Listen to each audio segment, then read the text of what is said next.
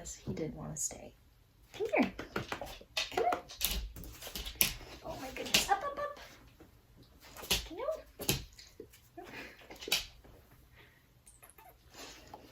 Okay, get up or get out. Go. Go. Laid up.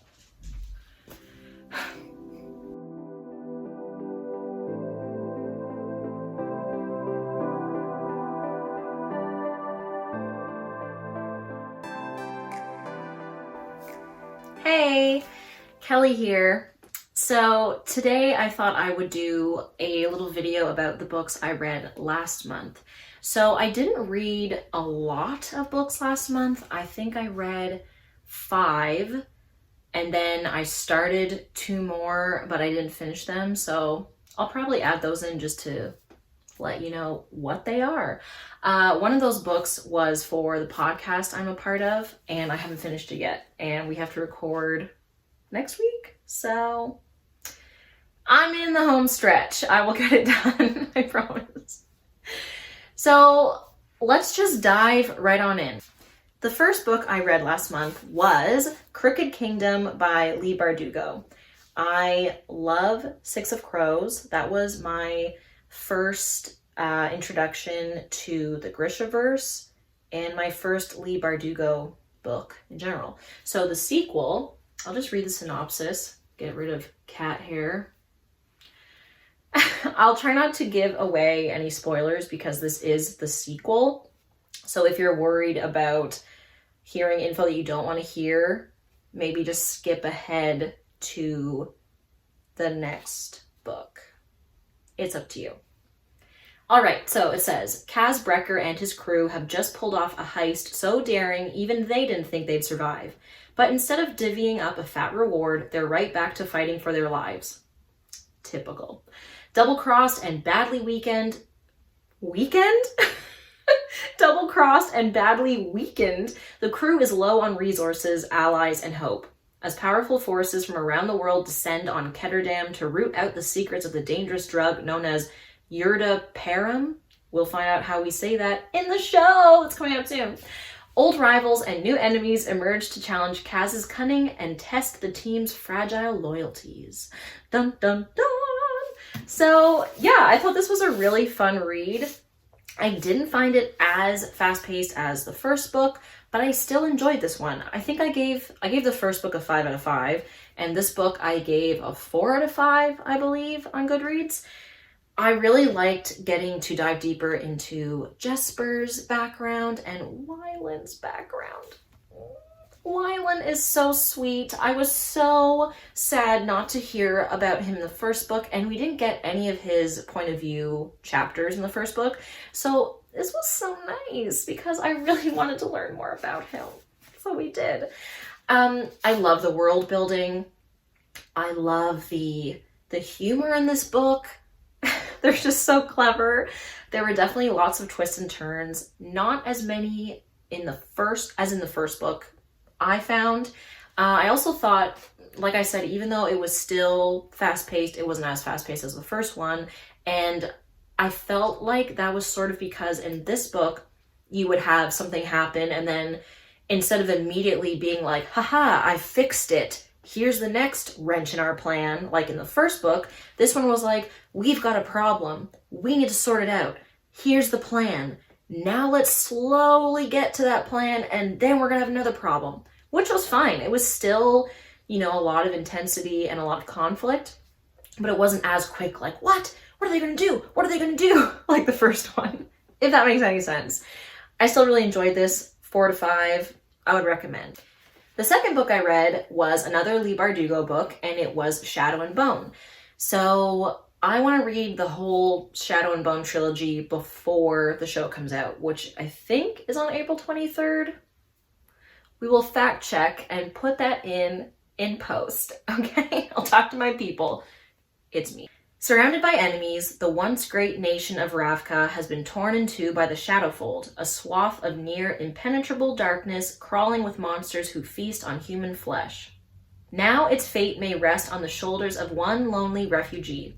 Alina Starkov has never been good at anything. Girl, don't I feel that. But when her regiment is attacked on the fold and her best friend is brutally injured, Alina reveals a dormant power that saves his life, a power that could be the key to setting her war-ravaged country free. Wrenched from everything she knows, Alina is whisked away to the royal court to be trained as a member of the Grisha, the magical elite led by the mysterious Darkling. Yet nothing in this lavish world is what it seems. With darkness looming and an entire kingdom depending on her untamed power, Alina will have to confront the secrets of the Grisha and the secrets of her heart. So dramatic. I gave this book a 3 out of 5. I enjoyed the book, but I'm one of those people who I enjoyed Six of Crows more. And I don't know if it's because I read Six of Crows first and I have a deeper connection to those characters because it was how I was introduced to the Grishaverse. But I just found this book not as intricate and complex as the Six of Crows duology. It was still enjoyable, fast-paced, but I wasn't as interested in the characters. I will continue to read the series because I want to know what happens. Like I said, I want to read it all before the show comes out. You know, I had high hopes that I would read the Six of Crows duology, then the Shadow and Bone trilogy, and what is the other one called? I don't know. King of Scars, Rule of Wolves, those two, whatever that series is called. I wanted to read all of the Grishaverse before the show came out. Well, that didn't happen. Life happened. I am a mood reader. I'm not done the series, but I at least have the first one done. So I'm currently reading the sequel right now, which I think is Siege and Storm. I think we'll fact check. My God. But yeah, I enjoyed it. It wasn't as intricate to me as Six of Crows. It felt like it was for a younger audience, and I know it's YA, but it just felt younger. And maybe it's, I don't know, maybe it is for a younger audience. I think it was also her first book, I believe, that was published. I could be wrong. Let me know if I'm wrong. And it wasn't bad. I mean, if that's your first book being published, you're doing pretty good. Okay, so let's buckle up. The next book I read was A Touch of Darkness by Scarlett St. Clair. You can already tell that I so enjoyed this book. Let me read the synopsis before I get into my rating and what I felt about it. Persephone is the goddess of spring by title only. The truth is, since she was a little girl, flowers have shriveled at her touch. Same. Literally. After moving to New Athens, she hopes to lead an unassuming life disguised as a mortal journalist. Hades, god of the dead, has built a gambling empire in the mortal world, and his favorite bets are rumored to be impossible. After a chance encounter with Hades, Persephone finds herself in a contract with the god of the dead, and the terms are impossible. Again, impossible. Anyways, the terms are impossible. Persephone must create life in the underworld or lose her freedom forever. The bet does more than expose Persephone's failure as a goddess, however. As she struggles to sow the seeds of her freedom, love for the god of the dead grows, and it's forbidden. I was really excited for this. I love Greek mythology. I am a basic bitch. I love me some mythology. It didn't do it for me. I gave it 1 out of 5. Never mind the fact that the book was riddled with grammatical, spelling, and punctuation errors. I think the editor didn't exist, or she or he, they were taking a nap. I don't know what the editor was doing. Sorry, but wasn't impressed by their job. So there was that. There was the fact that I just felt like the author has so much source material to work with because you're looking at Greek mythology, okay? You have so much stuff you can pull from and be like, wow, let me do this cool thing, let me do that cool thing. No. You know, this girl goes to a club, she's, oh, I see a dangerous, appealing man. Let me talk to him. Like, it was just so... It was boring. You have the god of the dead. He's supposed to be like scary and powerful, all this stuff. And I didn't need it to be like a dark read. It just didn't do it for me. I thought it was really boring. And if you're reading a romance and it's boring, that's not good. It's not good. So, didn't do it for me. I didn't care about Persephone. Her mom, I think Demeter, I'll fact check. Her mom could have been really cool. She wasn't cool.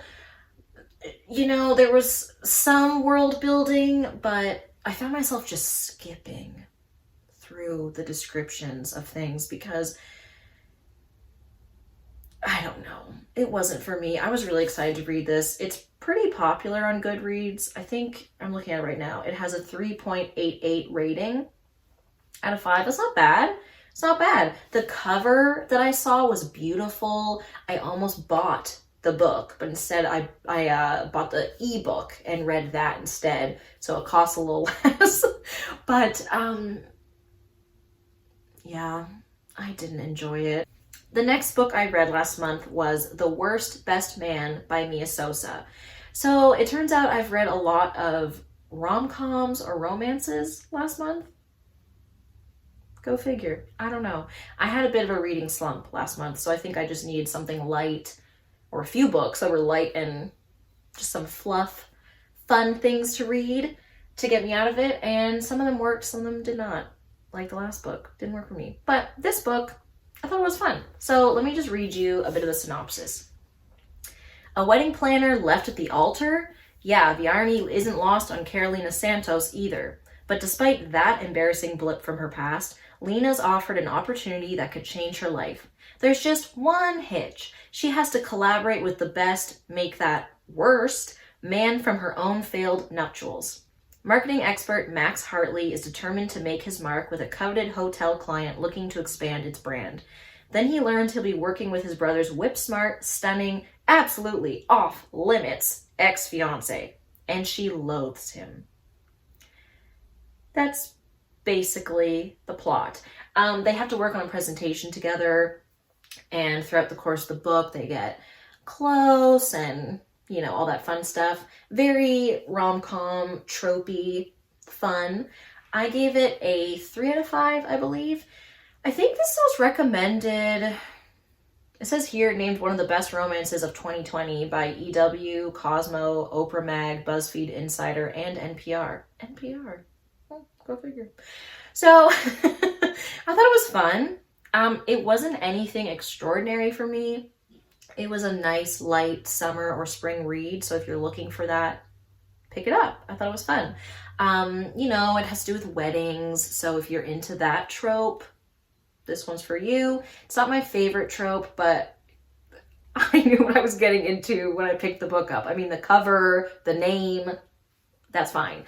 I really enjoyed reading about Carolina's family because the character is Brazilian American, and I just thought that was a lot of fun. I am half Portuguese, and there are similar foods, and the languages are very similar because they both speak Portuguese. It's just a different dialect of Portuguese in Brazil versus Portugal. So I also thought that was a lot of fun because it made me think of my family back home because they're kind of, well, if you know Canada, which you may not, that's fine, but they're a couple provinces away from me, so yeah, so it was just nice to read some of those parts and maybe think of home and my family, and yeah, so that was fun. And it also made me hungry because there were a lot of baked desserts there because her family in the book runs a store/bakery, and I was like, oh my god, hook me up. But anyway, so yeah, I thought it was fun.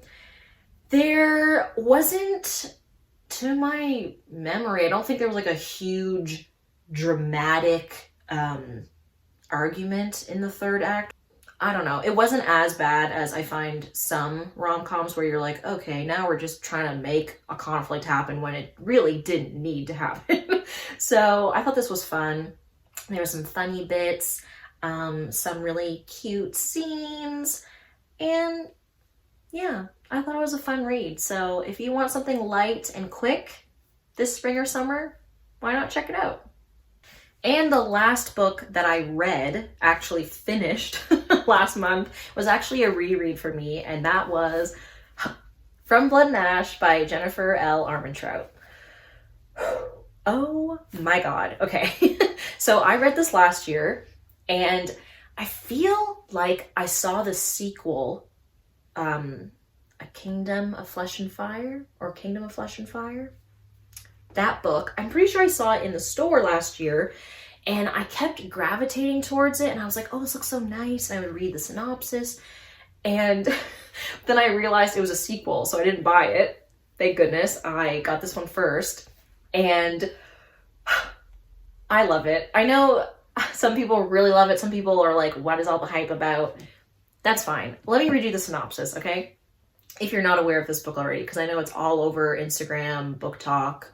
The internet is loving this book, and I also love it. So, hey. So here's the synopsis. Chosen from birth to usher in a new era, Poppy's life has never been her own. The life of the maiden is solitary, never to be touched, never to be looked upon, never to be spoken to, never to experience pleasure. Waiting for the day of her ascension, she would rather be with the guards, fighting back the evil that took her family than preparing to be found worthy by the gods, but the choice has never been hers. The entire kingdom's future rests on Poppy's shoulders, something she's not even quite sure she wants for herself, because a maiden has a heart and a soul and longing. And when Hawk, a golden-eyed guard honor-bound to ensure her ascension, enters her life, destiny and duty become tangled with desire and need. He incites her anger, makes her question everything she believes in, and tempts her with the forbidden. We know what that is. Forsaken by the gods and feared by mortals, a fallen kingdom is rising once more, determined to take back what they believe is theirs through violence and vengeance. And as the shadow of those cursed draws closer, the line between what is forbidden and what is right becomes blurred. Poppy is not only on the verge of losing her heart and being found unworthy by the gods, but also her life when every blood-soaked thread that holds her world together begins to unravel. Oh my god! Okay, so this was a 5 out of 5 for me both times I read it. When I read it last year, no word of a lie, I finished it.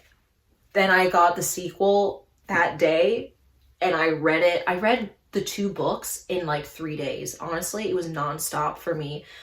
I am obsessed with this series. My friends know it. I'm waiting for them to read it so I can be like, oh my god, can you please talk about it? So, yeah, I am living for this book. I know that Jennifer, we're already on a first name basis. I know she has written a lot of books, but this was my first book of hers I ever read, and I'm like, oh my god, I want to read some more and see what's going on here. But I love this book. I know that some people have said, like, it's really a romance with some fantasy elements. That's okay. What's wrong with that, you know? If you're expecting, like, high fantasy, maybe this isn't the book. This, to me, I describe this book to people as the adult Twilight in a sense, because to me it has the same kind of feel. Like, it is definitely a romance, but it's fantastical. There's monsters, there's creatures, there's magic, there's all sorts of stuff. I don't want to give anything away because there's a lot in here. Like, she thick, okay? There's a lot in here. And there's a sequel, and the third one's coming out in, I believe, 11 days. Like, what day are we on? Got that pre-ordered. I'm so excited. It is A Crown of Gilded Bones. And yeah, I just think if you love romance, you love some steaminess, you love action, like they said, there's vengeance, there's a little bit of political stuff, but not so much where you're like, what is happening? Because for me, I'm trying to get more into high fantasy, so that would have been a bit much for me. But I just felt like there was the perfect mix for me of fantasy elements, world building, and steam, okay? I really love Hawk. I am just like, wow. I read a review somewhere that said, like, he was so basic and he was like the bare minimum of a hero. And I mean, that's your opinion. I don't agree. I thought there were some really nice feminist lines in here. Like, they have a moment where Poppy is talking about how she's never gotten to experience a lot of things, and, you know, things with her body and intimacy. And he was saying to her, he basically says to her, what do you want? And she's like, well, it doesn't matter what I want. And he says, it always matters what you want. And I was like, I'm here for it. Girl, go get him. You know, I love this book. I could talk about it all freaking day. Yeah, so I'll stop my review there because I might just need another video for this series, honestly.